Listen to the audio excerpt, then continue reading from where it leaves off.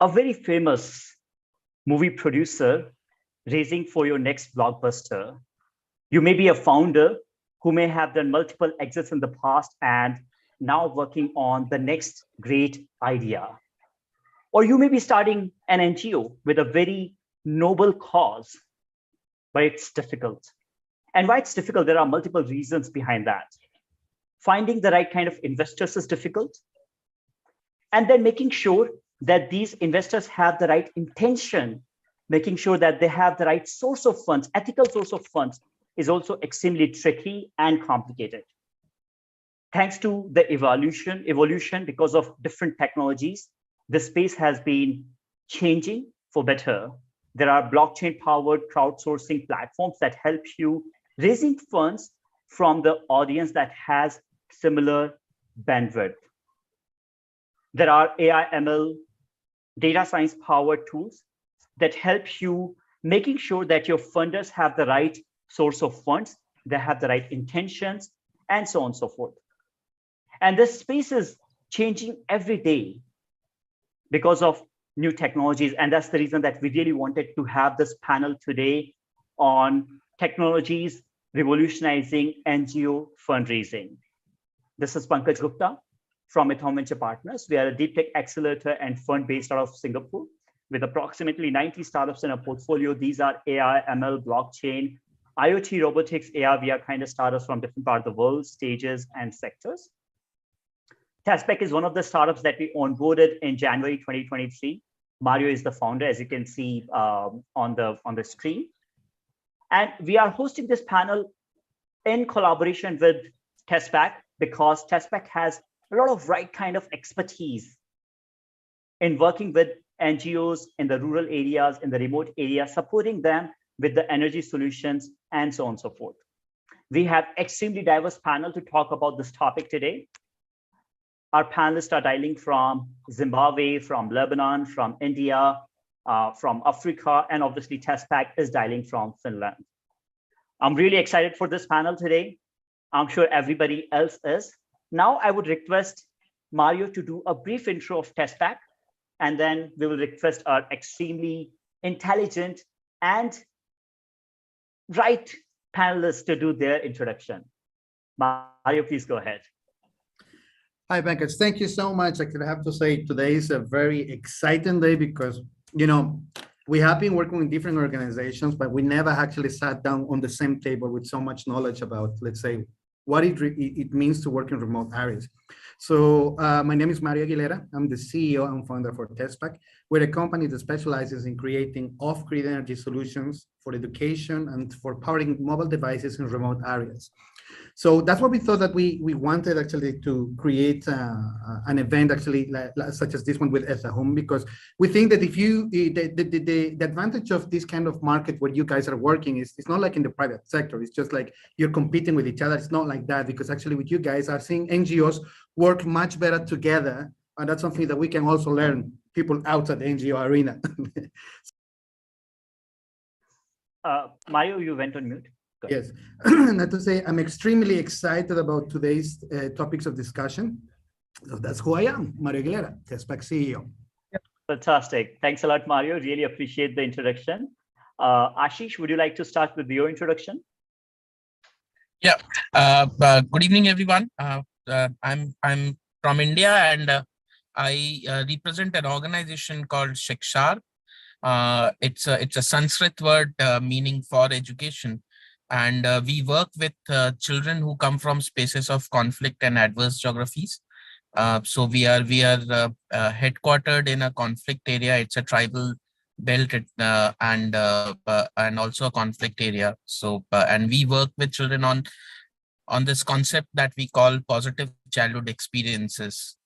So how does a child experience all the positive childhood and eventually leading to a positively contributing citizen? And education, access to education, contextually relevant solutions is our key focus areas for children in such communities. Fantastic. Thanks a lot, Ashish. And if you have not realized yet, Ashish is dialing from a forest in his car. And that's the dedication that we need in this space. So thanks a lot, Ashish, for dedicating your time for this panel today. Jose, may I request you to do the introduction? Yes, thank you very much. Very excited to be here. So I'm Jose. I come from around a decade of working for social business accelerators. So I've been having the privilege of working side by side with a lot of entrepreneurs trying to implement social environmental solutions. I've recently joined UNDP, specifically Digital X, and it comes also with a motivation of understanding how social entrepreneurs can also tap into the power of collaboration along with government institutions. So it's sort of an extension of what I've been doing for the last 10 years, but now trying to link it with the public policy. So yeah, very, very happy to be here. Originally from Mexico, but I am currently living in Lebanon, and now I'm super happy to be here. I'm very passionate about music, so I'm very happy to be here, and thanks for the invitation. Fantastic. Thanks a lot, Jose. And Jose is going to provide some extremely fantastic golden nuggets at the end of the event. So you need to stay tuned for that. Nancy, may I request you to do an introduction, please? Great, thank you. So my name is Nancy Nkomo. I'm based in Zimbabwe, and I'm the Business Development Coordinator for an organization called Solidaridad. So I mainly focus on partnership engagement as well as fundraising. And maybe just a brief about Solidaridad. So we essentially focus on the agricultural sector. We are an international non-governmental organization, and we are located in just over 40 countries. But I think for the purposes of this particular discussion, we'll be focusing on the Southern African region, where I then cover work done in Malawi, Mozambique, Zimbabwe, South Africa, as well as Zambia. And we mainly focus on making sustainable supply chains for the farmers, the smallholder farmers that we work with in the rural areas. I think as we progress with the conversation, we'll then be able to talk a bit more about what Solidaridad does, but really excited. Fantastic. Thanks a lot, Nancy. And since you have been focusing on fundraising for your own organization, I'm sure you will going to provide a lot of great insights to us and to our audience today. Thanks a lot for joining us. Sangeeta. Hi everyone. Great to be here. So I'm dialing in from Mumbai, India. I work with a non-profit organization called Sneha. So Sneha works to improve health, nutrition, and safety of women and children. And while Ashish, as he mentioned, works in rural areas of India, tribal areas, we actually work in urban informal settlements. So it's colloquially called the slums. So we work in Mumbai as well as the surrounding 6 cities. And we work in partnership with both the communities as well as the public health system, legal system, police, etc. And really work on an integrated approach, working across the life cycle of a woman. So we work on maternal health, child health, adolescent health, as well as prevention of violence against women and children. Fantastic. Thanks a lot, Sangeeta, for joining us today. And obviously, issues in slums are predominant, right? And if you could solve these issues with for women, I think that's fantastic. Martin. Yeah, thank you so much. My name is Martin Ogwang. I work for Plan International in Uganda. Plan International is a humanitarian and a development organization that advances children's rights and especially equality for girls. In Uganda, Plan International has been, started basically, I think around 1992, and it was responding to the needs of children that were emerging from the war. Now, the programming here in Uganda basically works more with young people, and we're looking at both the children and also young people, especially adolescents.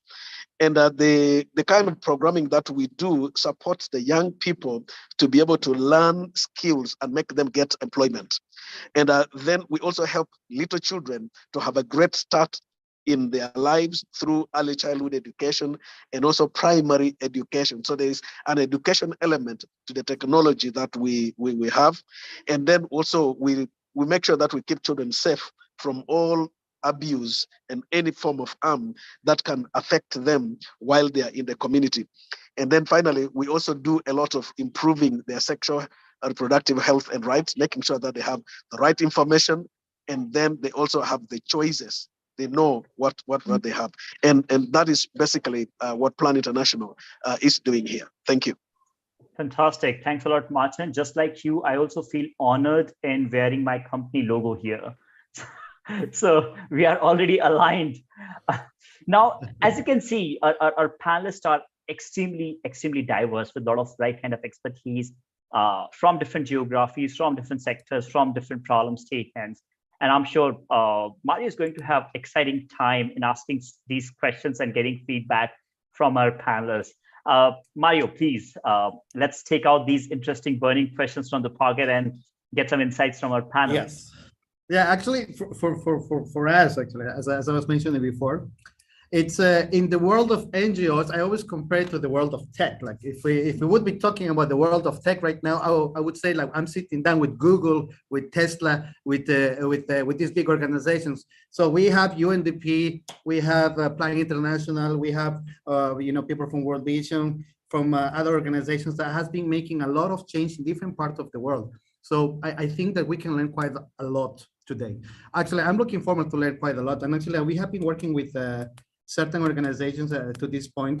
But sometimes something that it happens that is that the private sector is not in synchronization with the NGO mentality. So today we're going to be asking different questions and focusing on one thing, which is, I would say, one of the most important parts of the development of NGOs, which is fundraising. I mean, honestly, I could also learn a little bit from you guys because it seems that NGOs fundraise much faster than startups. So we're gonna be learning that from you guys. So the first question that actually most people has in regards to NGOs and fundraisers is, they want to understand what is the focus of your organization and how you support rural communities.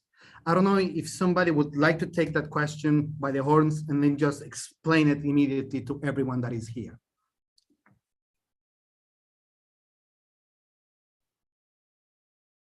We could start with Nancy. Yeah, go ahead. Okay. Okay, thank you so much for that question. So I think, as indicated before, I'm from an organization called Solidaridad, an NGO, and I think most of the work that we do within the agricultural space really focuses on four main key result areas. So this really focuses, or this is what the foundation of our theory of change is. And the first one is really looking at good practices. So here we are saying, how do we train farmers to be able to adopt or to adapt to the changes that are taking place in the climate? For those of you that know, in Malawi, Mozambique, quite recently, they were affected by Cyclone Freddy. You know, things like droughts, incidences like floods, they're very common in this particular region of the world, the Southern African region. So we try to say, how do we capacitate farmers to be able to implement practices that will then assist them to adapt to those conditions and, you know, ensure that they're increasing their yields, and ensure that they're also then, you know, as their yields are increasing, they're also then benefiting from the income as a result of that, and ultimately then improving their livelihoods. The second pillar that we also focus on, and this is mainly, again, smallholder farmers that are based in the rural areas, is looking at what we call supportive business ecosystem. And this is really to say, how do we support farmers to have access to affordable inputs? So for example, your soil testing, the different services that come with support services for farmers, that's really that pillar that we use to look at into that particular aspect. I think the third pillar of the four pillars that we focus on is what we call creating an enabling policy environment. So this is essentially to say, how do we link the work that we're doing to policy? So when we're talking about food safety standards, how do we develop food safety standards? So for example, in Mozambique, we've developed what we call the MOSBAPA standard, and it's essentially in collaboration with multi-stakeholders. So the private sector, the government, the smallholder farmers themselves, but how do we ensure that the produce that farmers are producing is actually, you know, has little pesticides, has, you know, is environmentally friendly, and also then has positive impact on their health. The last one that we focus on is really looking at the other end of the value chain, where we are saying, how do we facilitate market uptake? So how do we assist farmers with the produce that they've produced? How do we make sure that they are linked to markets, but not only linked to markets, but how are they then linked to markets where they'll actually get a fair value for their produce. So those are the 4 ways that we try to work with farmers, and our interventions are really focused on those 4 areas. Quite key parts actually in regards to community development, and I think it's the core part of pretty much what people really need. So Mrs. Sangeeta. Hi. Yes, to answer your question, Mario. So I think while we work in urban vulnerable settlements, so not really rural, but we see a lot of the problems still there in these communities. So, we do see high levels of malnutrition. We see anemia among women. We see a lot of cases of gender-based violence. Like I said, the 4 main programs that we work on are maternal health, where we work with pregnant women to ensure that they have access to safe delivery in a public hospital. So we do use a referral mechanism for this. We are going forward trying to digitalize this referral mechanism and how it would work. In terms of child health and nutrition, we look at monthly weighing of children, grading them in terms of their malnutrition status, providing a lot of health and nutrition counseling to the young mothers, as well as pregnant women, to help improve nutrition of their children. We work on adolescent health, which in a way is a little related to what Martin said in terms of working with young boys and girls. We look at general health and nutrition, mental health, sexual reproductive health, as well as the prevention of violence against women and children, which is kind of an underlying layer to all of these programs, because aspects of violence could impact maternal health, child health, as well as adolescents. So that's how we really work. We also have a very large community of volunteers in the areas that we work. So we have about 8,000 volunteers across Sneha. So these are primarily women, but also men from the communities. And really from a sustainability perspective, looking at Sneha can't be around forever. So as and when we exit out of these locations, how do these volunteers then take forward the action, health-related actions in their communities? That is a fantastic approach. Actually, we always say that an NGO is supposed to be like a help and a guidance, but at some point you need to get out of there in order to let them deal with it and grow. That's fantastic, Sangeeta. Let's say, Martin, perhaps you could go touch a little bit in the subject, because you guys, I think, are in similar, wearing similar hats sometimes in terms of responsibility. Martin? Well, I think he was in a very remote area. That's why. Martin, please unmute yourself. Okay, I think, there he is. Can I be sure that you're speaking to me? Yes, yes, we're talking to you, Martin. All right. I am in the remotest of the remote areas at this point. Well, so can I get the question again? Sure. The question is describe what is the focus of your organization and how do you support rural communities, please?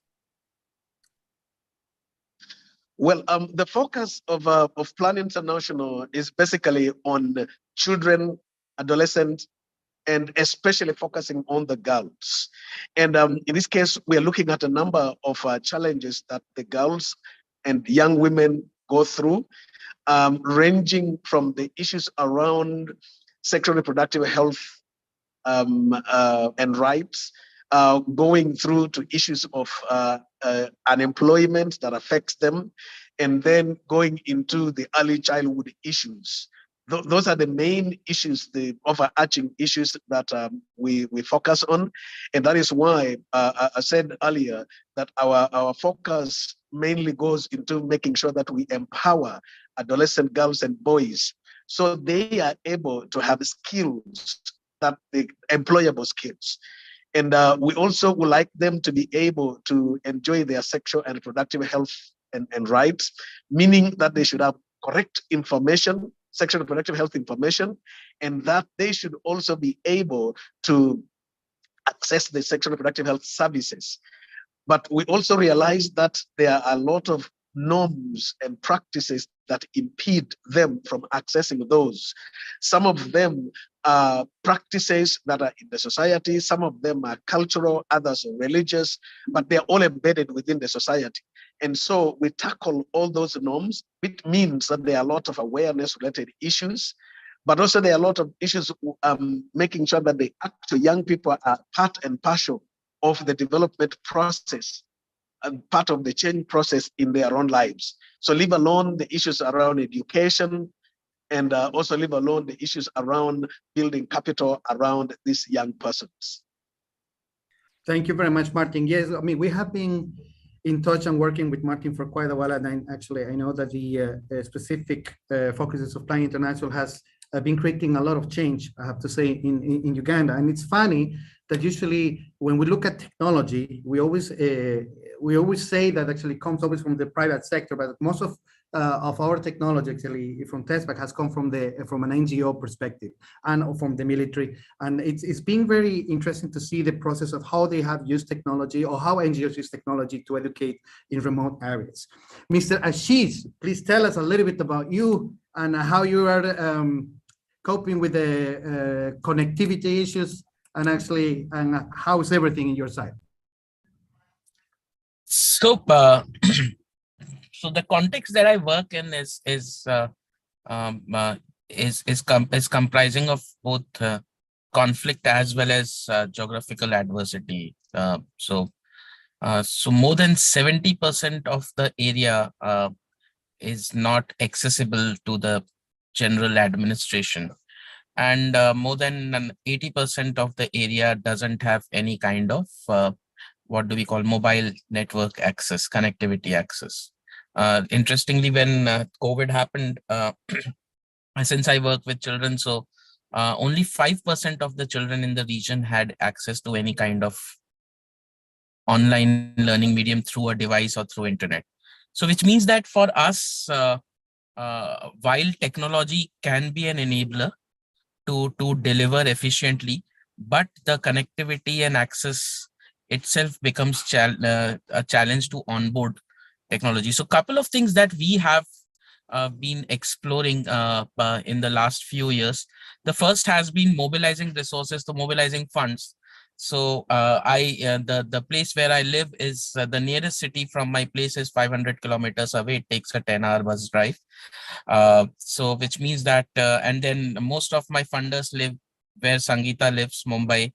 So it takes me at least 2 days of travel. If I can afford, I can take a flight to reach in a day. But yeah, otherwise, so which means that I have to rely a lot on digital modes of communication to mobilize funds. And out of the total that we raise, more than 40 to 60%, more than 40%, I would say, comes from digital mediums. We leverage crowdfunding a lot. We leverage WhatsApp communication a lot. We leverage social media a lot, video communications a lot.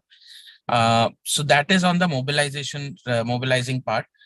From the delivery part, what we have been leveraging on is WhatsApp, because most of the solutions that as Mario was saying, that come from the private world are not adaptive enough, are not adaptive enough for the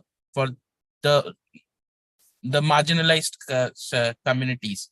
So I mean, jokingly, I always say smartphones are not smart enough in forests. So so I mean, most of the people, usually the solutions that are available need certain kind of bandwidth for internet, or they need an app which will only function when it's online. So we leverage a lot on WhatsApp, and we have recently started exploring Google App Sheets to see if it can function in an offline-online mode. And we recently have come up with a process flow through which we are trying to leverage WhatsApp chatbot for effective operations management. Usually chatbots are being used for marketing purpose. We are trying to see if we can use operations management we can use chatbot for operations management to deliver at scale, and not just for the organization.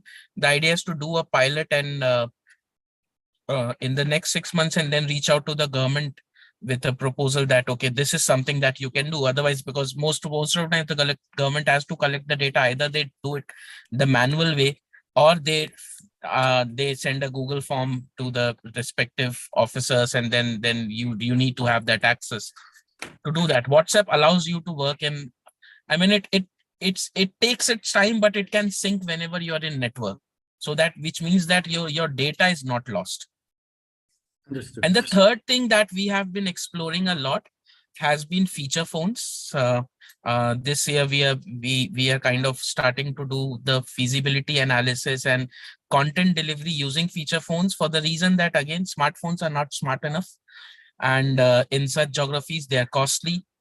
Feature phones is something that is offered, and the modern day feature phones, I mean, there's dumb phone, then there is feature phone, and then there is smartphone. So the feature phones are something. Excuse my ignorance a little bit. What do you mean by a feature phone? A feature phone that has a facility to click images, that has the facility to play videos. It has its own app development environment where you can develop apps which can easily be migrated to a smartphone, but also can function as a standard. So like Linux, there are a couple of Linux-based mobile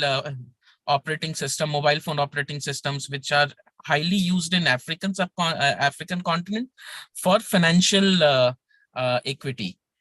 We are trying to use it for education. It's still in the hypothesis and ideation phase, but that's where we are going. But WhatsApp chatbot is something that we are using a lot for operations management. Fantastic, Ashish. We understand perfectly what are the problem in rural communities. And actually, one of the biggest issues that you must face a lot is actually charging those phones when you're remote areas, and the energy source in order to do that. We have been looking into that for quite a long time, working with different organizations, and we can feel your pain. We're going to be touching that subject a little bit later on. Jose, you have, whenever I see a Latino that's on a panel, my heart lights up, guys. I'm originally from Bolivia, and actually there are not that many Latinos outside Latin America. So actually, and the same thing. Your accent changed so quickly as soon as you started talking to Jose. I was like, is he still speaking English, or he turned to a different language? I also noticed it. So I do beg your pardon, but actually I'm not going to lose the accent. But Jose, please tell us, you come from a different kind of environment. You have been working with UNDP. I mean, you're supposed to be the guys that are very well funded. You pretty much ask for what you want and it happens, I guess, because you have the money and stuff. Joking. I wish. No, yeah, well, I'm playing in a different part of the field, sort of speaking, if we put a sports analogy. So right now what we're doing is trying to help entrepreneurs like all of you already deploying solutions on the ground. And but we've noticed one big problem, which is how do we bridge what we call the last mile contracting gap between an organization that's already doing amazing things like the ones my colleagues are telling right now. How do we help them bridge, sitting them down with a local government that can help them implement similar solutions? So yeah, it's interesting because when we get a solution provider to sit down with a country government, a local government that might want to implement, a lot of things start happening which are very interesting, and this is where we come in as a support.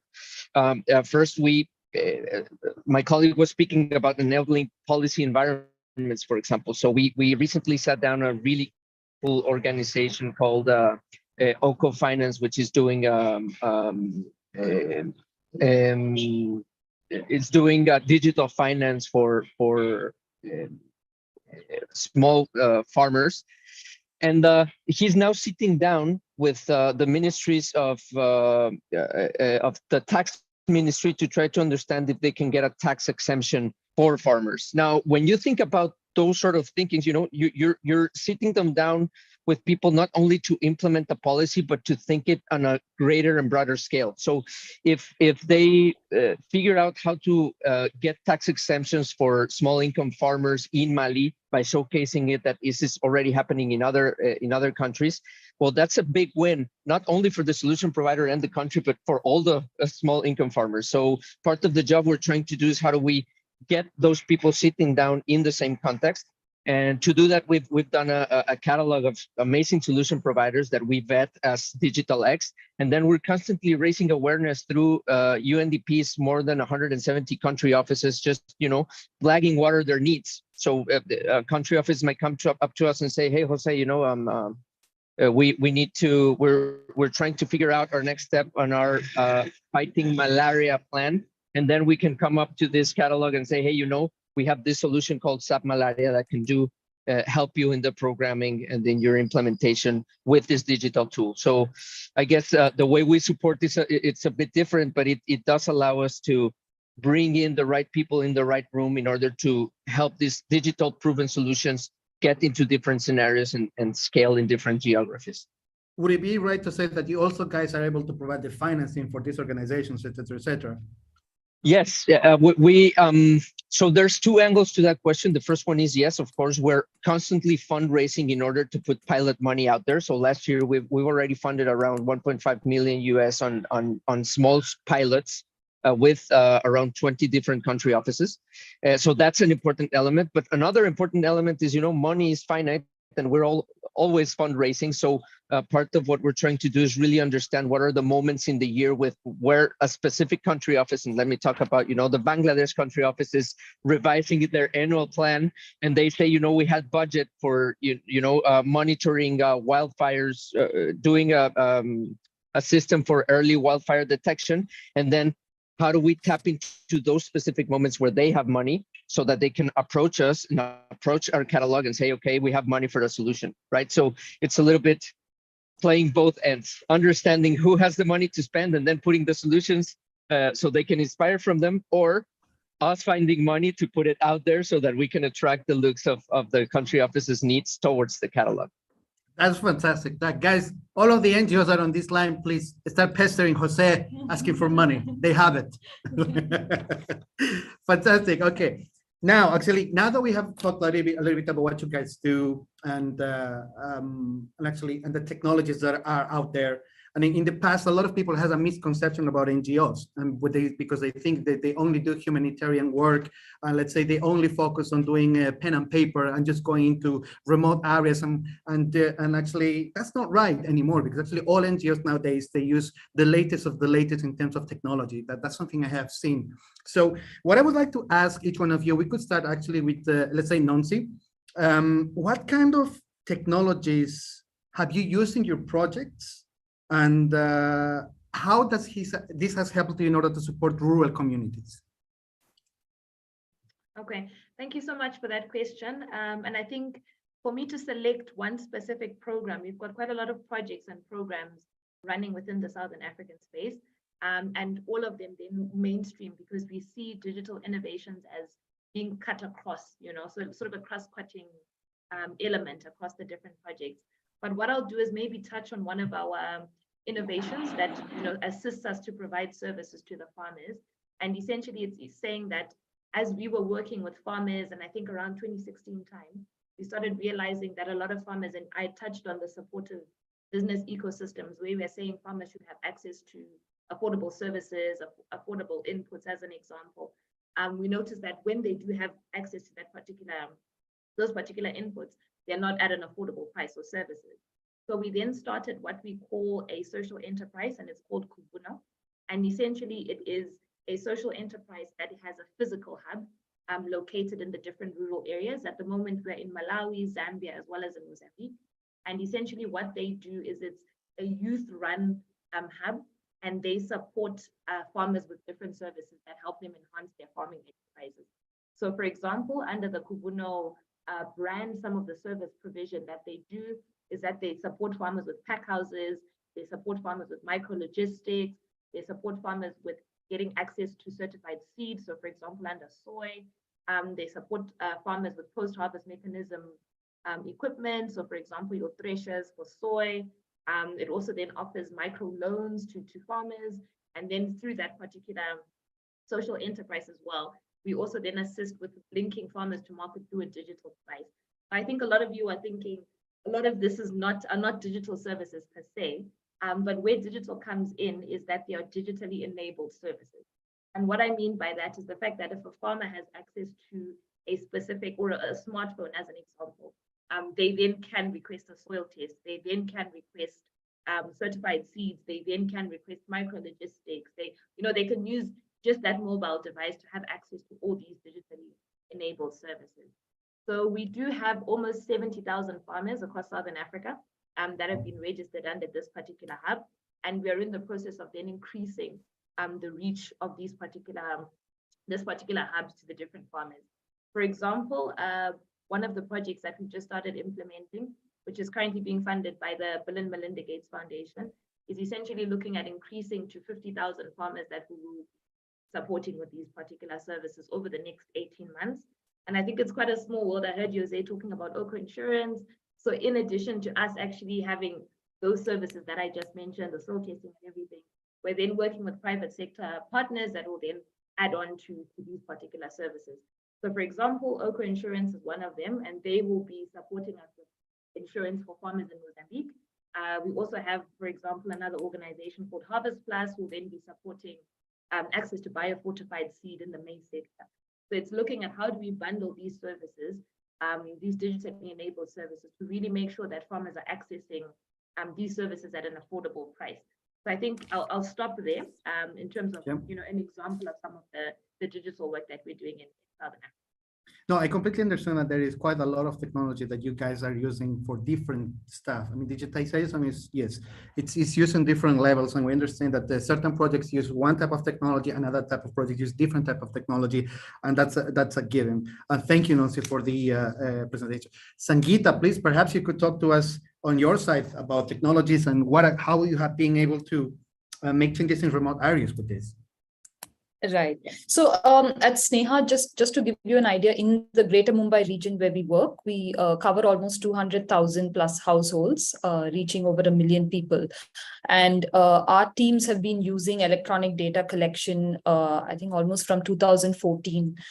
So in that sense, we had adopted technology quite early in Sneha. And the data is then analyzed by our internal monitoring and evaluation team, and that is then fed back into the program implementation teams, to our government partners, our donor partners, as well as the communities itself that we work in. So technology in that sense plays a very key role in what we do, but also want to give a different perspective in terms of how we use technology in fundraising.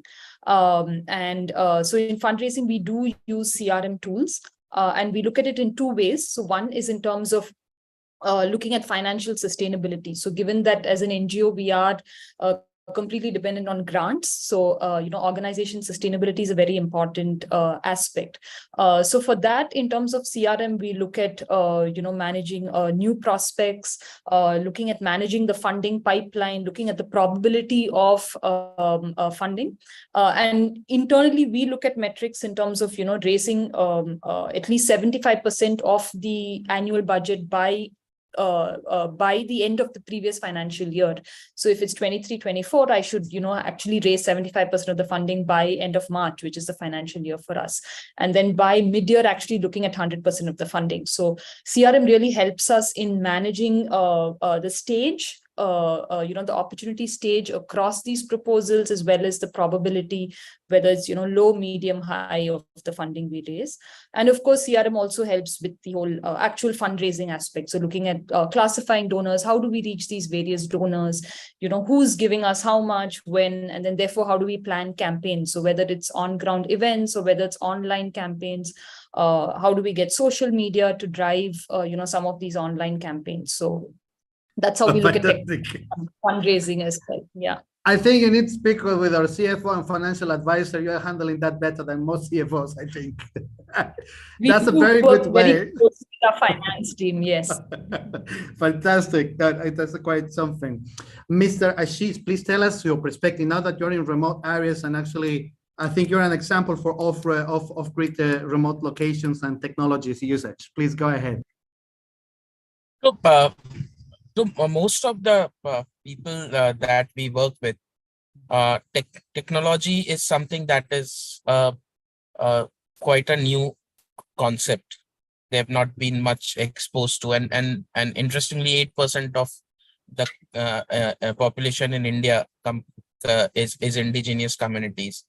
So, which means that the technology solutions, whatever they are available, have to have a great what we call a UX, UI, user interface, easy to comprehend, easy to handle, and I think purely because of that reason, we have chosen to go with the existing technology solutions that people are already using as consumers. So WhatsApp or Facebook, all these things. So this is something that we rely purely because of the user familiarity. I give a tribal youth a fresh app, something new, and they'll suddenly get overwhelmed, and then they'll find out different reasons not to do that. And interestingly, just to give a very realistic example, most of the teachers, when asked to use a web-based platform, were not comfortable, but so they were very much comfortable using something on mobile device. And it's very interesting when they tell us that, so we don't know how to use computers, so we don't know how to do typing, but they're able to do typing, they're able to edit photographs on smartphones, they're able to create videos on smartphones, which means that, and mostly using WhatsApp and the commonly used platforms is what they use. When the COVID pushed everybody to use the shift to digital media, even the government system started leveraging digital mediums. I remember that in this part of the country, it took 3 months for them to get familiar with Google Meet and WebEx. So our approach in leveraging technology is to begin with something that they are already comfortable with, and then gradually take them to the complicated stuff. So if I have to, let's say, if I have to use a medium of communication within my team as well, my team, 70% of my team members are local community youth. So if I directly go on to Slack and start using for internal communications, will collapse as an organization. So then WhatsApp will become a easier medium to use. So that's what has been our approach. Likewise, technology integrated with contextualized solutions is something that is very much need of the hour. So whatever solutions in terms of education is available, it is mostly non-contextual. I mean, so from a layman's perspective, when I say contextualization, A for aeroplane doesn't make any sense for a tribal child. I completely understand what you mean. Yes. But A for arrow does. So now if I have a smart classroom and where some digital content is being played, which is talking about the Qutub Minar of Delhi or the India Gate or Gateway of India or Martin Luther King, with due respect, it is completely non-contextual, and the child often gets disillusioned with those solutions. So which means that while there is one side, there is a easy to use technology, and the second side is how are you integrating with the contextual options. Local. Yeah, completely. Ashish, actually, that's a really good point that you have mentioned, because the private sector, sometimes with NGOs, something we realized when we started collaborating, for example, with the different organizations, is that if you just give them a product and it's not made with the user experience in mind, it will be just put in a corner and not used. And that's something that we had to reiterate many times in terms of technology with some of our products. And I agree from the perspective that when you create a product or when you collaborate with an NGO, the technology needs to match the need, the real need of the community. And I completely agree with that. Mr. Martin, are you still there? Yes, sir. I am still here. Thank you very much. And please enlighten us with your answer. Listening very attentively. Well, I would like to say that considering the nature of the community we are working in, more, I would say, like the post-war communities. And at first, when we go there with the technology, the first reception was apprehension, the fear of it, and then subsequently excitement, and then everybody wants to associate with it and go by it, and then eventually we see that the adoption takes place. But what technology have we used in this case? I would like to just pick one. Just like Nosi said, but we use different forms of technology to reach out to the rural communities. And I would like to just pick examples of communities where there is no electricity and there is no connectivity at all in those communities.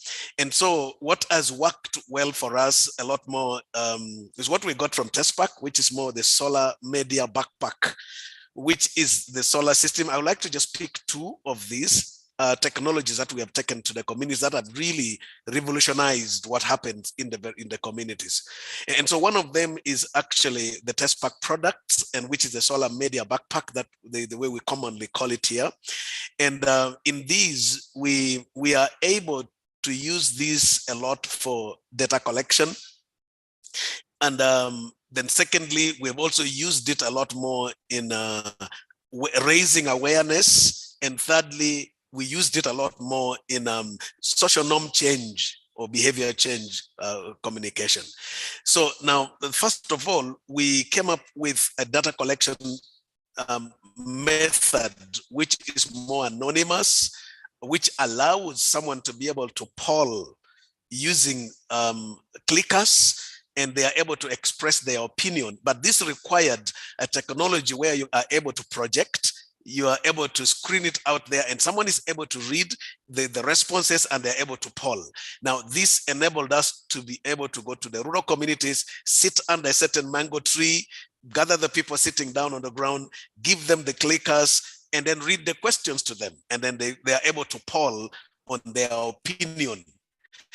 Now, this also gives you an instant analysis. So you're able to see the trends and then generate discussions with the people when they are still there, why the responses are the way they are. So you are able to probe a little more on their responses. So we were able to get real-time responses, results, and analysis of what is exactly happening in the community and what their opinions are. So that forms a basis of us designing projects, or it also forms us redesigning the projects.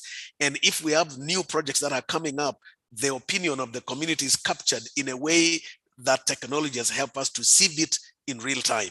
And so we call that system an Ombea system. It's an online system. So that Ombea system works better. You can synchronize it very well with the solar media backpack. The other one is awareness raising. Like I said, I did a project for 4 years, which was aimed at ending child marriage and teenage pregnancy in the rural communities, which is a very common thing. And so we worked a lot with the young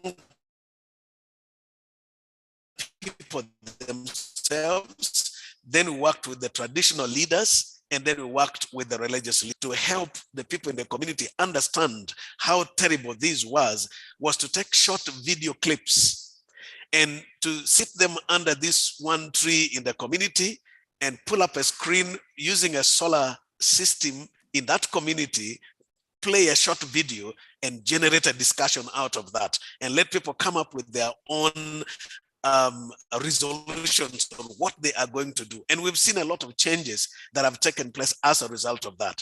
So now that is how that technology has helped us to be able to reach out to the communities. But then finally, we've also used what we're calling the solar cooking ovens, the ovens that use solar technology. Take it down to the communities, and then they are able to use the solar system, the sunlight, using glasses, and they're able to bake bread, cook their food without having to cause damage to the environment. So those are the two I can pull out for now. Thank you. Thank you very much, Martin. I have to say, this is a clear example of how we have been able actually to develop technology let's say, hand in hand with an NGO. In the past, we always thought like, we know better, we're the private sector.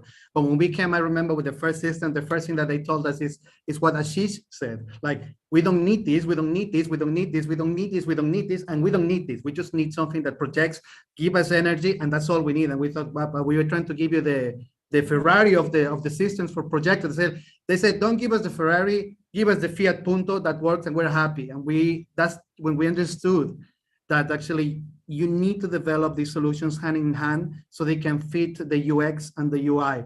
And I would advise any of the companies that are in the private sector in the community right now to take that approach. Sit down with the NGO and ask them what they need and make it easy to use. Because if you don't, you're gonna regret it on the field. And that's something that we have learned in the hard way. So now we have spoken about the technologies. We know that we need technology. We understand that we have to collaborate in order to bring change. But something that it's not spoken widely, let's say outside, it's that what are the challenges that you have as a leader, or as a leader, a project leader, or as an organization from the communities or from the people that use these technologies? What would you say are the lessons learned from the implementation of new technologies? And what do you think others should be careful? We can start once again with Nancy, perhaps. Okay. Sounds good. Cool. Thank you for the question. So I think to answer the first part of that question, where essentially you're asking, what are some of the challenges that we faced with the adoption of this technology in the different areas? I think one of them was around, and I think it's already been mentioned, around some of the farmers being skeptical at the beginning. Because you'll understand with Solidaridad, the way that we deploy our digital solutions is there's two groups of farmers, right? There's a group of farmers that are involved in a Solidaridad project and they can access the tools, but then there's another group that's not involved in a Solidaridad project, so external farmers per se, that can also access it. Now, in terms of the farmers that are within the Solidaridad project, we start by issuing them what we call a farmer ID. And essentially that's a unique card which has a QR code at the back, and it helps us to track and monitor the activities of this particular farmer. So at the very beginning, when we are starting to make a relationship with that particular farmer, we issue out this ID. So what had happened in the beginning is that farmers were a little bit skeptical because they were sort of linking it to national IDs, and they were linking it to political reasons, saying, especially during like voting season or election time, say, are you buying votes? Is this politically linked? Why are you, why do all this information? So there was a little bit of skepticism around that for us to actually issue those IDs for us to kickstart the technology process. But I think with time, farmers were a bit more accepting about that. I think the other one was the low digital literacy. For some that have never used phones, for some that have used basic phones and not necessarily smartphones, that was a bit of a challenge. So it had a bit of time to sensitize, to train the farmers on this particular issue. Another thing was language barrier. You'll understand that a lot of the applications and a lot of the technologies that we developed, either internally or we got somebody else to develop, are in English. Now, what does that mean for one of the farmers or some of our farmers that are based in Mozambique that only speak Portuguese? It means that the adoption rate there is going to be very slow. So over time, we've started to translate a lot of the applications or the technology into local languages. So for example, our farmers in Mozambique do have access to this information in Portuguese. And another thing that we also realized was, or one of the challenges was the fact that the digital penetration rate was very low. So we estimate across Southern Africa that only 1 in 35 of our farmers that we're currently working with have access to a phone. And then if we look at the statistics in terms of those that have access to a smartphone, that statistic becomes even lower. So what we've done is, because we do then realize that, when a farmer has a cell phone, there's a lot of information, there's a lot of technology that they can access from it, but it's unrealistic for us to assume that, on the ground, not everybody has that particular phone. So what we've done is we've grouped farmers into what we call circles, and we've taken advantage of the social cohesion within the communities, and we've helped them to self-organize themselves into groups of 20 to 35 farmers, where we then allocate one lead farmer and give that particular individual a cell phone. And it then means all the other members in that particular group, all 19 to 34, of the other members then have access to that cell phone through the lead farmer. So I think that's how we've also tried to mitigate some of the challenges or to address some of the challenges that we faced as well. I think in terms of the lessons learned, I think one of the key ones would essentially be sustainability. And I think this is something that's been raised, how that's important. And that's the reason why we then registered the Kuvuno entity that I've spoken about that helps us to deploy our digital technologies as a separate entity, because it means that when Solidarity's projects come to an end after 3 years, 4 years, however long the project is, farmers will still have access to that technology because Kuvuno will still be delivering those services. So you thought long term, which is actually the key part that you starting with these projects. Jose, I think because you get quite a lot of technology in your network, and your guys are funding technologies and partnerships, etc. I think it would be a really nice, I would say, idea if you could share what are the biggest challenges that you guys had in the implementation from the umbrella perspective, perhaps, that you can share with us and that we should look out for. I think that would be a really nice point to pick your brain on. There's so many of them. So one of the things, so conceptually, being able to sit down with a government, it's you have a solution like Tespack, right? So it's only natural to go to governments that have a lot of already programs rolling out where, utilizing Tespack, for example, just makes total sense, right? But there are a lot of setbacks with the works of governments, and this includes the work of UNDP and our 170 country offices. And when I speak to entrepreneurs that are looking to join the catalog, I always tell them that entrepreneurs and innovators, social innovators, should be very wary that this is not for everyone, right? Working with the government, you need to have patience, the way of thinking, the logic, the time cycles are much more different than working, selling to a corporation, if that is the case. There's regularly governments cannot afford failure as much. So there's usually culture of accountability that the local government must have rather than a culture of innovation. So it is interesting that to work with the government, innovators should understand, that it's a process that takes time. As in every relationship, you need to form long-lasting relationships, but it is really finding the cracks within the system, and finding what we call, even within the governments, find the early adopters, which are the people within the government that you can tap into that have those, that they can show that they have the early adopter sign on them because they're very excited about your technology. So this has been one of our main learnings so far. We came up with this solution. Let's just put a catalog out there, and it's going to be very easy to bridge the people from the catalog of their solutions with country offices needs, because country offices throughout the world have a lot of problems, and it's just natural that they should come up to an innovator like yourselves and tell them, hey, help me implement what you're doing for our own sake. But this is really not the case. There are a lot of setbacks out there. So I think this has been my main learning, and what I would like to tell, this is not for everyone. Nonetheless, we have seen the cases of people that started piloting something out of UNDP country offices that has become big. And this is, it pays off whenever you put that into your strategy and whenever you're willing to follow up with the times, the patience, and the logic that working with governments entails. Big point, I think, because yes, that's one of the issues with the private sector. Sometimes when we say yes, we want to collaborate with governments, but then they don't take into account the decision times and actually the policies. And for example, when governments are about to change, they bring completely new people everywhere. So your project sometimes can be set back. Completely understand that, Jose.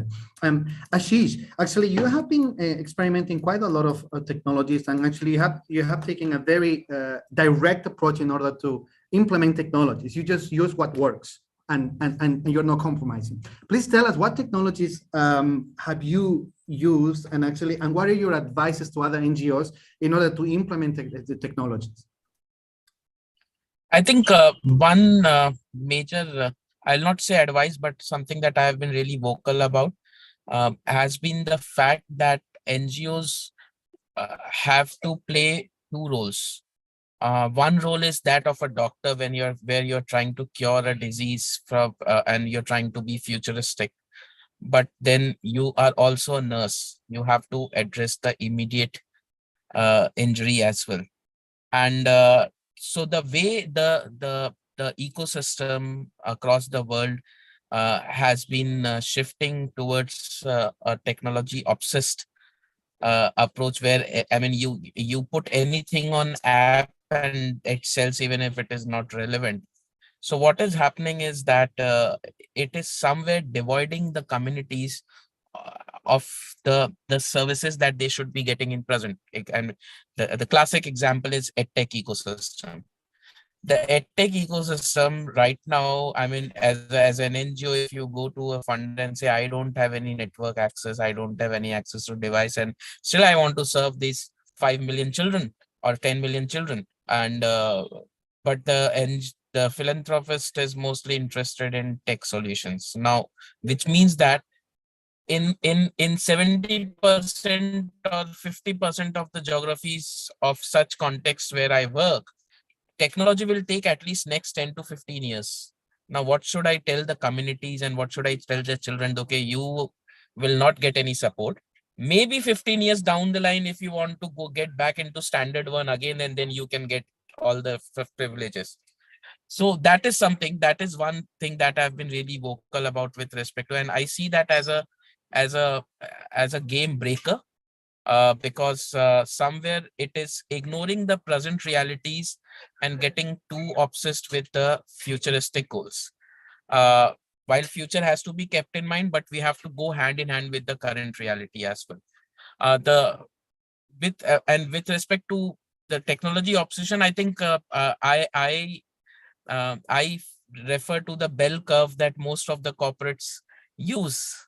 The bell curve, and you have to look at the early adopters, and whenever new technology solution comes in, be it any domain, in rural communities, in tribal communities, the early adopters will be pretty less, which means that if you want them to adopt technology, and if you want to ensure quality and consistency in your delivery, you have to leverage something that they are already familiar with, and then you take things further. So as a teacher, we say that as a teacher, I have to build up on what is concrete for my children, and then I go to the abstract. So technology functions in the same way. And so I think this is my, this is something that I have been advocating a lot, that while fancy solutions will be the need of the AI is going to be there, what is the current reality? I think instead of having for example, our AI is something that everybody's talking about. For me, if my user can ask a simple question on WhatsApp and the AI chatbot can answer that, that will be the best technology fix rather than any fancy app coming up. And this is something that is something that I would advise to pursue, rather than unnecessarily getting into. There's too much of redundant work happening in terms of technology adoption, is what I believe, and a lot of public money is being wasted. Yeah. That's true, Ashish. Actually, we always say that technology is supposed to be a tool to ends to a mean. Because the thing is, if you start just trying to go into a holistic approach in terms of technology, I understand that you just lose the way. And actually, I think that according to projects, there are certain technologies that you have to focus on, and you cannot compromise on them. That's true. Sangeeta, is there anything you can add up, perhaps, from your perspective and experience in this area? No, I really resonated with what Ashish said. And in Sneha, like I mentioned earlier, the electronic data collection we do is being done by our field staff. But going forward, we are really trying to see how can we extend this to our community volunteers. And most of the women who live in these slum communities have very low literacy levels. And as Ashish said, they're sometimes scared by technology, but they are familiar with WhatsApp. So, we're trying to see, can it be a solution on WhatsApp, which really helps them, going forward to track referrals, etc. So that's something that we're exploring. Another thing we keenly feel at Sneha is technology cannot be the only solution. We still find that for the communities we work with, especially with the women and children, it's very important to have that human interaction. So the technology can be an add-on. It can help, the work, but we don't see it replacing, the work at the health worker level, at the field worker level. No. We have touched about AI replacing people. We know that's being talked about on the news everywhere, but it's not going to happen. I mean, we know that actually artificial intelligence, it's got limitations, and actually it's a tool in order to perform better the job.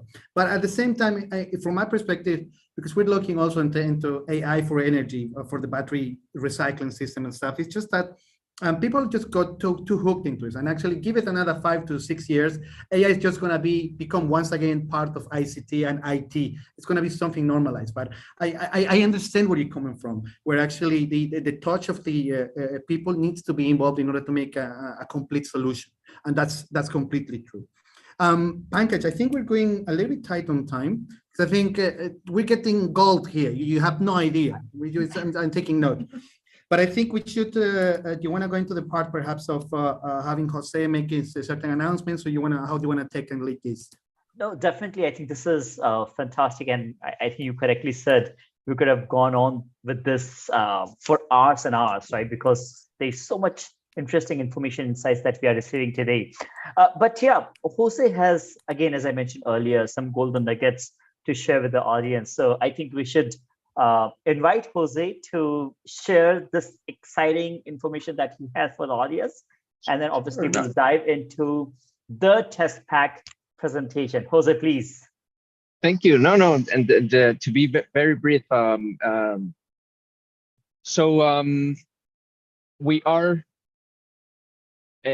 we are creating a catalog of solution providers, digital solution providers. We currently have 100 solution providers in this catalog. We're expanding it to 300 over the next year at least. And it's a super exciting task for me, because I'm going to start talking to a lot of people that, like yourselves, are doing such amazing work on the ground. And so what we're trying to do is get this catalog up and running, and with 300 solutions. And then we are constantly working along with UNDP country offices to figure out what are their needs. And we are currently doing an active matchmaking process between the solution providers that are members from the catalog with the solution providers. We are currently doing sort of like a fast track round. So we are accepting applications to become part of the catalog up to 31st of May. So if anyone is interested in understanding what we're doing, just please, you can log into digitalx.undp.org. And there you can scroll into what the solution catalog. You can see all the solutions. You can skim through them. There are really, really cool things up there, which we're already linking to the work of the government. And in the section, there's a section down where it says get involved. So for solution providers, just click there and you can start a very simple form. And we're going to do reviewing applications by late the starting of June. So if anyone's interested, please drop us a line there, and we'll be very happy to come back to you to see if the criteria meets. We do have a very specific criteria for solution providers to become part of the catalog. We follow a 3x3x3 criteria, which means we're usually working with organizations that have at least 3 years of incorporation, 3 full-time team members, and have worked in at least 3 countries. That's an interesting, because we're working with companies. Jose? I think Lebanon went dark, man. I mean, so Ashish, you see, you're not the only one with bad connection, and yours is working. Lost there, I think. Yeah, we lost you, Jose. I think Jose had a good That gives me saddest pleasure. I just pinged the link for digitalx.undp.org. That was my And you do realize that UNDP has unlimited I don't know, funding. can you guys hear me about that? Yeah, now we are back. Now you're back, Jose.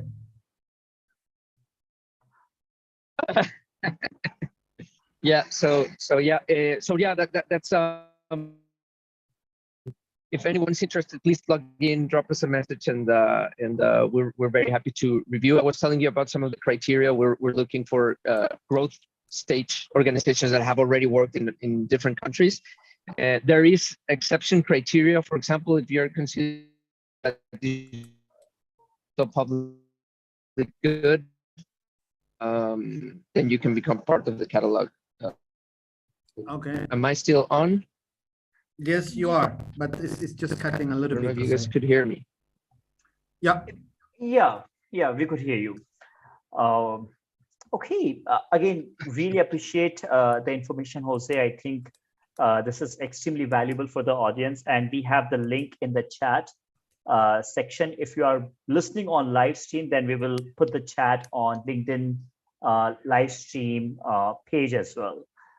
Please feel free to connect with Mario or EthAum or with Jose on LinkedIn so that we can share more information with you later. But now this is the time when we jump into the solution pitch of Tespack to see what exactly Tespack is doing, how they are helping the NGO or remote ecosystem. So Mario, do you want to take us through the solution, please? Yeah, sure. And first of all, guys, thank you very much for your time. And actually, I have to say that whenever you're talking, we're taking notes because our mandate as a company has always been to develop technology that really it's needed. It's not about the nice to have, it's about what really can deliver solutions and then can actually create a change. So Jessica is going to be sharing a little bit of the about what we're doing as a company. We're going to show you a little bit of a demo, and then we can go into some Q&As that you may have. Hi there. Well, firstly, sorry, put that volume down. Sorry, thank you. I am. Sorry. Well, firstly, I just want to say thank you so much for joining us. And the only way to disrupt or support communities, it's to join the tech leaders and join the the leaders in NGOs in order to join forces and to create a better world. And right now, everyone keeps saying the future is technology, but in my opinion, I think we live right now in times of technology. And right now, technology is creating the biggest gap in history in the education side, in the qualities of how everyone is living. And the only way to bring change to this is through technology. So thank you so much for sharing your experiences. Thank you so much for sharing all the things that every NGO is doing, how they're tackling the issues.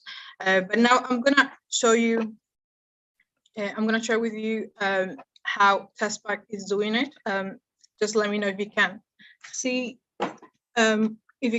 my screen. Yeah. Yes. Okay, thanks so much. So what Tespack is, we develop mobile energy solutions for off-grid users, and we combine hardware and software. At the moment, just 1 second, we have developed the smart solar media system. And what this does, it transforms any space into a fully equipped classroom by providing access to digital education and audiovisual technology in remote areas.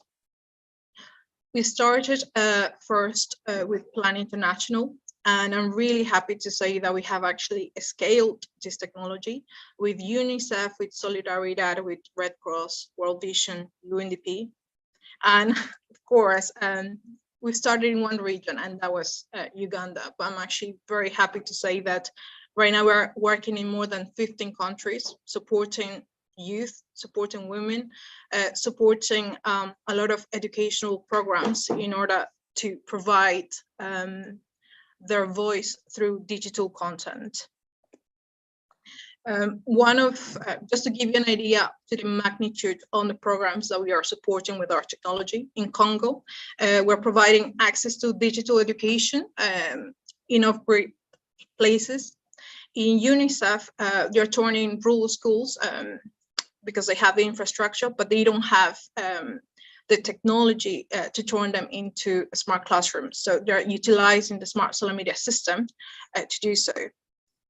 With Plan International in Zambia, they're also providing awareness on in rural communities, and as Martin mentioned, creating awareness to end child marriage. In World Vision in Kenya, they're organizing workshops and creating community engagement. In other words, they're creating movie nights. They're also showcasing the smart social media system. It was also used during the COVID time to showcase how to stay healthy, how the hygiene side. And the cool aspects of the smart social media system is that we can power a whole classroom up to 16 hours. And at this point, no technology can actually do that.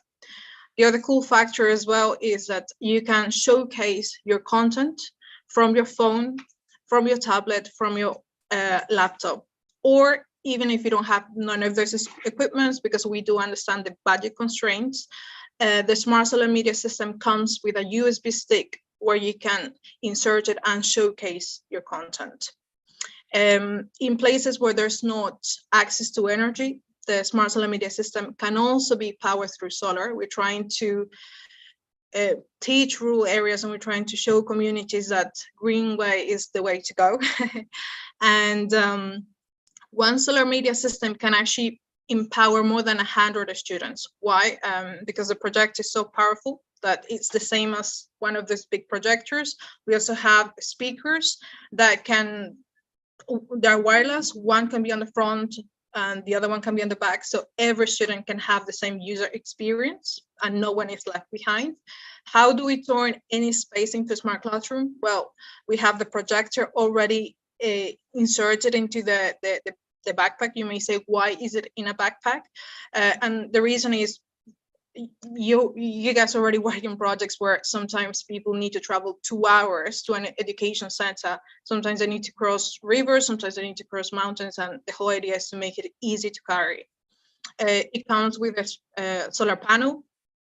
One of the cool things about the solar panel is that you can actually attach as many as you want, creating your solar power plant. And we are actually the first company that has created a modular battery system that can travel through commercial flights. Why is this important? During periods of catastrophes, or sometimes it can be very costly. You need to hire special logistic companies to move your equipment, especially if it's lithium batteries from one side to the other. So we comply with all the legislations to take this equipment in the most strict airlines. So normally, how do NGOs utilize the system? Because the batteries are modular. So these are actually power banks that you just need to have 3 inside the smart solar media system to power up to 8 hours whole classroom. And the other 3 can actually be utilized by the teacher to power their laptop or power anything that is needed. The speakers are optional. And we also have other accessories or technology that's that can actually make your content digital. So if you have books that you require to showcase to students, you can get the projecting and scanning technology. So to scan your books and showcase it to students on the large screen. On the energy, on the software side, we also we're going to be launching at the end of the year the energy platform, where this will provide you statistics of how much digital, how many hours of digital education you provided on your program. So you can showcase this to your sponsors. You can also showcase how much CO2 emissions you have reduced because of the solar energy that you created with the smart solar media system.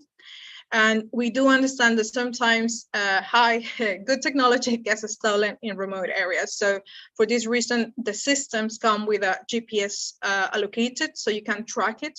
And if someone takes it to an area that's not authorized, you will receive the alert to ensure that but it's safe at all times. Also, if your team members or someone is in danger, they can also press the SOS system to report to your headquarters that someone is in danger. And also you can disable the power banks in case someone has stolen the technology until you find it. So now we are going to showcase live the technology. It only takes 1 minute, whatever we do. Whatever we do in Tespack, it has to empower people. How do we empower people? By engaging them and creating technology that it's easy to use.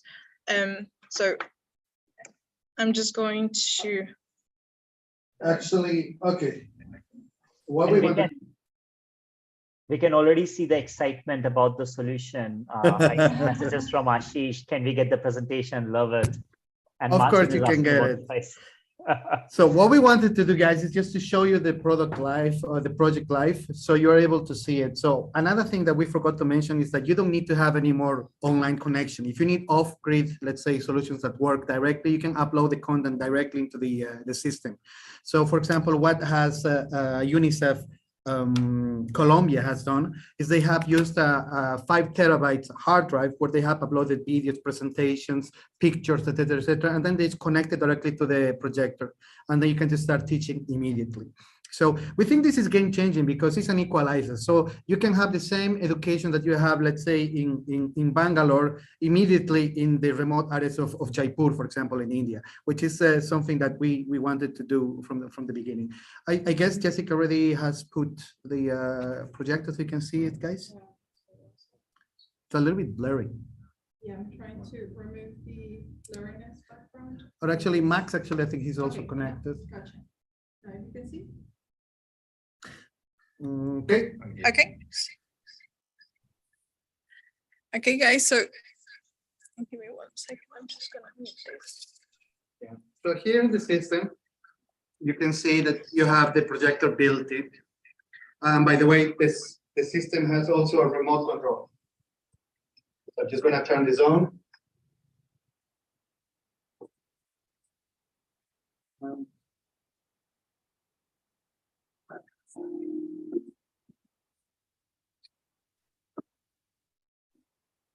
Plan International strives for equality and works for the rights of children and equality for them. And the way we do it is that we go to the very deep communities, 150 miles wide. As we go to the deepest communities where there is no electricity, the roads are not even there. The community where the meeting place is under the tree. This technology was born in Uganda, and I am a beneficiary, and currently I am a mentor for the youth and for the girl child. I will yearn to spread it everywhere I go. It's really part of me. It's really what makes my work easy. I love to do my work with someone.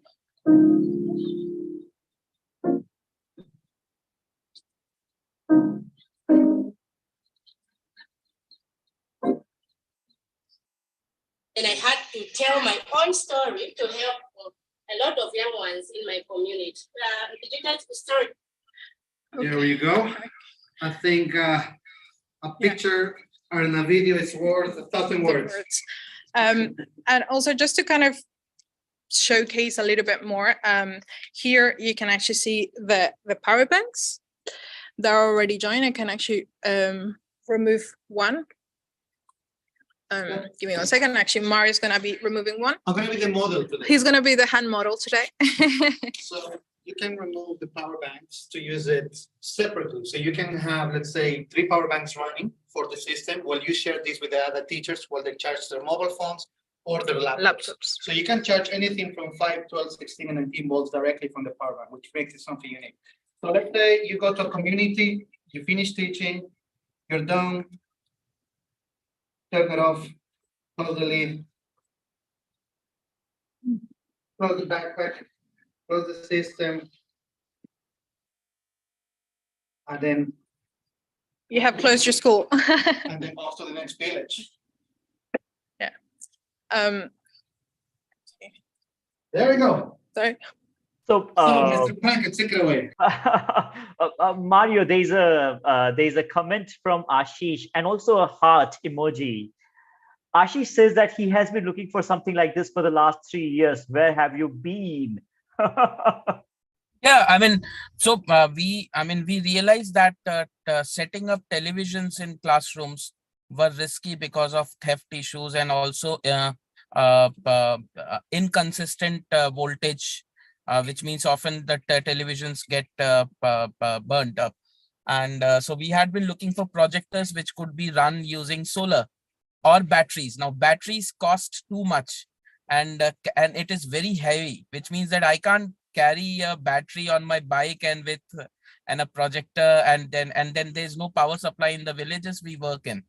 And so we had been looking for something that can fit into a bag that I can put on my scooty or put onto my shoulder and just go and deliver, and it can be used anywhere. I can sit in the under a tree and then do a session. I mean, yeah, I mean, unfortunately, in India, I couldn't find such solutions. I've been researching a lot on it.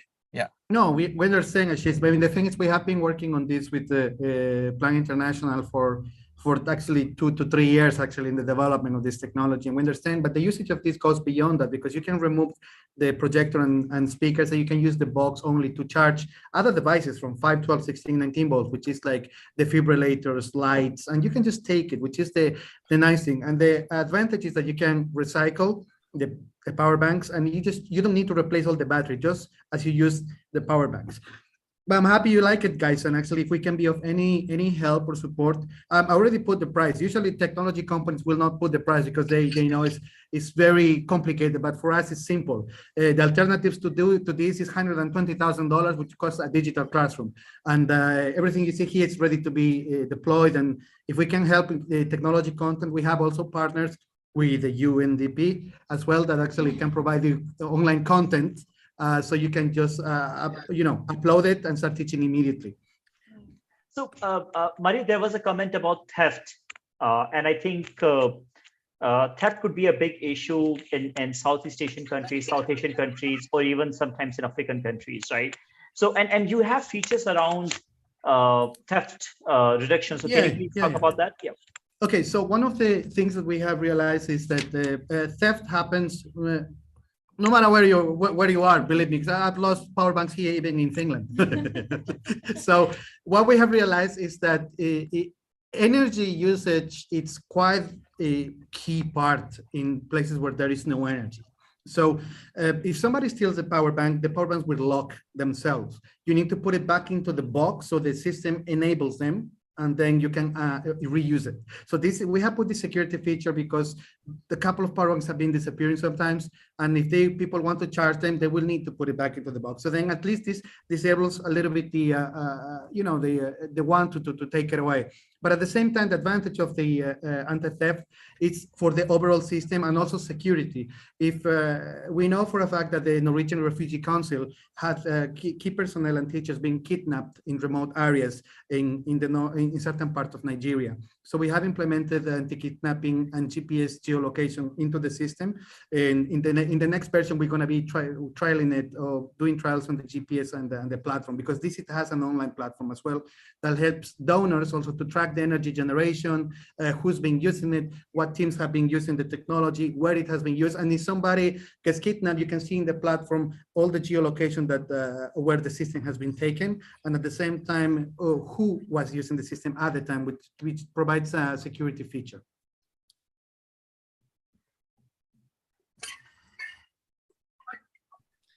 Yes. I think we are over time, but again, and Jose had to drop off because he was jumping on another call. But again, I think it has been a fantastic conversation today, very insightful from a diverse panelist. Obviously, Mario did a fantastic job with moderating this panel. Jessica, you are amazing with the presentation, with showing how the Tespack solution works. So again, really appreciate everybody's time today.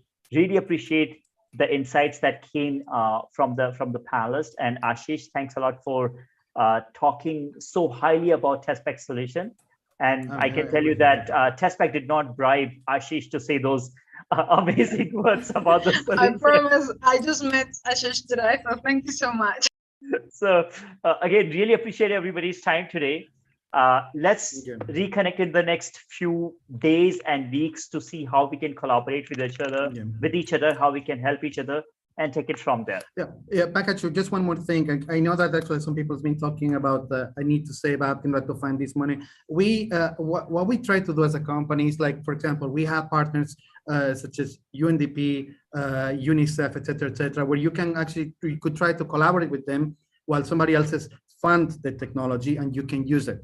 As mentioned before, we also, Jessica and Carita, they have been doing collaborations with the corporate side of, let's say, Coca-Cola, or with other big corporations that we work with. So if you don't have the money, it doesn't mean that you cannot have the system. What we have to do is to sit down, find the solution in order to find the funding for you so you can create change.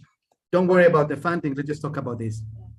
That was it. That's my conclusion. Actually, I have dropped my email there. Feel free to copy it. It's jessica.aguilera@tespack.com. And like Mario mentioned, sometimes we have partners like Ernst & Young and LB Environmental Foundation and other large organizations where we also try to help raise the funds in order to provide the technology. And I do mean it when I say that we are a company that does actually care. We don't just develop it just to just get the money. We actually develop it because we believe in technology with purpose, a purpose that can change in communities and also, you know, work together with NGOs. So feel free to contact us and happy to collaborate. Fantastic. Thanks a lot, guys. Again, really appreciate your time. Really appreciate all the insights, and we'll reconnect soon. Take care. Stay safe. Thank you very much, everyone. Thank you, guys. Bye-bye. Bye. That's a good surprise. Thank you so much, Mario. That's great work. I wasn't expecting this. I thought it's some green energy solution that is coming up at the end of the day. That's a pleasant surprise. Happy to hear that. Bye-bye.